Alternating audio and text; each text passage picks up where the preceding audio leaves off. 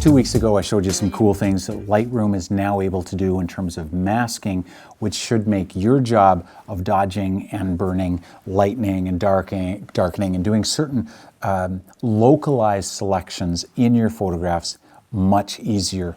But because it's AI, we can take it a step further and we can apply the changes that we've made to other images, either through hitting the previous button, which we couldn't do before. Because before, you could apply like a radial filter to the middle of your image, but you hit the previous button and it would apply it in the same spot, and then you'd have to go and you'd have to move the mask, and same thing with brush strokes and that sort of thing. Now we can apply AI-based mask selection, which sounds really complicated, but it's super easy. We can apply that in using either the previous button, or we can create presets that take advantage of this and will save you a lot of time. Okay, so this is the develop module in Lightroom. We've got a picture of a couple cute little lion cubs. And I want to do something to this image that I know I am going to want to do to other photographs. After working in Kenya so often, there are changes that I know I'm going to make to a scene like this. And they include adding some contrast. They include pulling back some of these greens, and then dodging and burning and brightening up these lions. So I'm going to take that in 2 stages, and then I'm going to show you how we can do that simply to other photographs, specifically now that we have masking that's available by AI. So I'm going to do a couple things to this image universally or globally. The first is to apply a tone curve, say medium contrast. And I know that I want to back off these greens a little. So if I go to Hue in the HSL panel, I click the Target Adjustment tool and click and drag it down. It's going to make those greens a little bit more yellow. I'm going to click on the same tool in saturation. I'm going to click again on the greens and I'm going to drag that down. That's just going to minimize some of the visual mass, some of the pull that those greens, the bright saturated greens, have. So that's all I'm going to do universally, but I do want to do something with these lion cubs. In the past, I could have drawn a gradient or a radial filter, or I could have brushed on a mask and then brightened them and added texture and that sort of thing. But that wouldn't be well applied to other images using either the previous button down here or using presets. That has all changed. So let me show you how. If I go up to the masking icon, that's the little circle or ellipse with a dotted line around it, click that and add new mask according to subject. That's the one I'm going to choose now. You could do sky or background. If there were people in the image, you could do people. But remember, what I'm about to show you only works for these AI tools. It would not really apply. It would not work as well with something like a radial gradient, because from image to image, what you want to apply that radial gradient to will probably change. But with the AI stuff, if you say on this image, I want you to darken the sky, Lightroom, even though the images are going to be different, Lightroom will go, I'll look for sky and darken that. So let me show you what I mean. Click on subject. It will choose the 2 lion cubs, and we're going to just brighten them up a little bit, half a stop. Let's add just a little bit of saturation for this, just for the fun of it. Let's add some texture and let's add some sharpness. Okay, so that's everything I want to do the image, but I know that I'm going to want to do this to other images. So I could go to the next image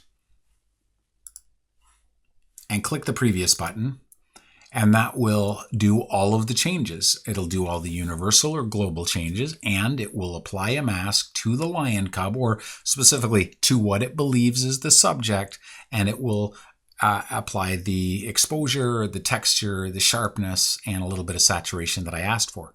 But in this case, if you click on this, you see Lightroom, as it sometimes does, doesn't quite get the subject right, and in this case, it's been a little ambitious, and it has added to that mask. It's given us a little bit in the shrub here. So I'm going to take that out.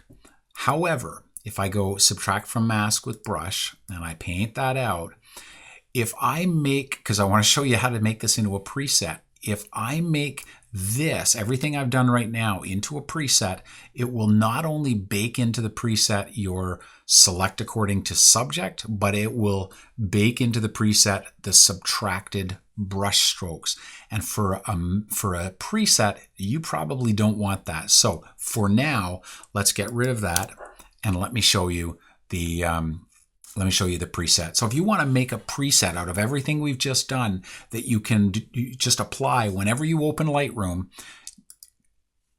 go to your presets panel, click create preset, and then give it a name. Let's call it Kenya reduced greens brighter subject.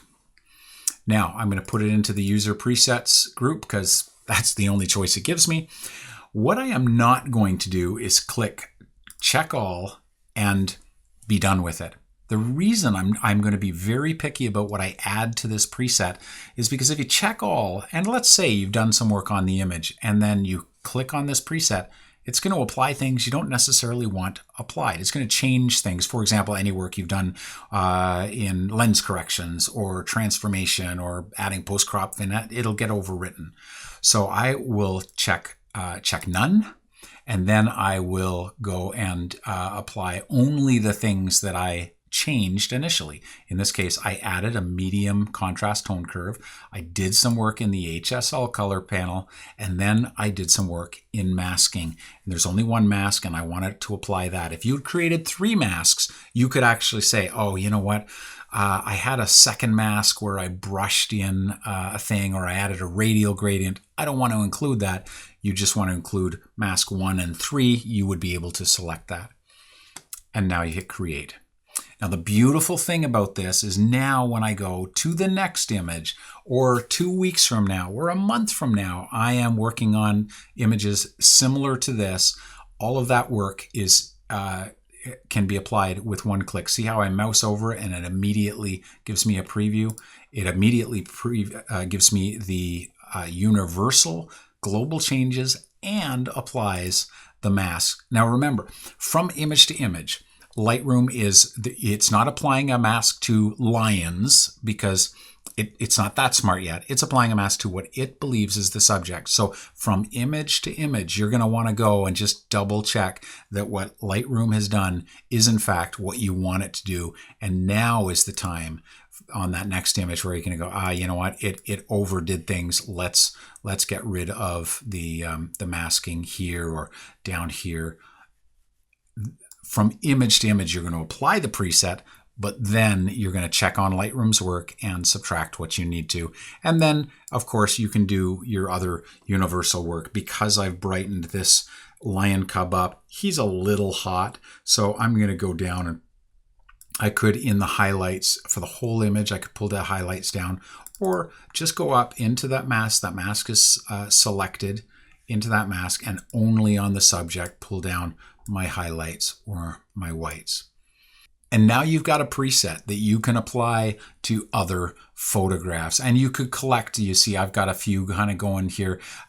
When I find myself doing the same moves more than once or twice, I usually create a preset that has not up until now included masking, but now, as long as you're using the AI generated masks, which are again the select subject, select sky, background, or people, you will be able to incorporate these into your presets and save yourself a lot of work. All right, I hope that was helpful to you. This is the kind of thing that I would like eventually to be incorporating into the project that I called Backlight. I hinted at it in November. It's still coming. You haven't missed anything.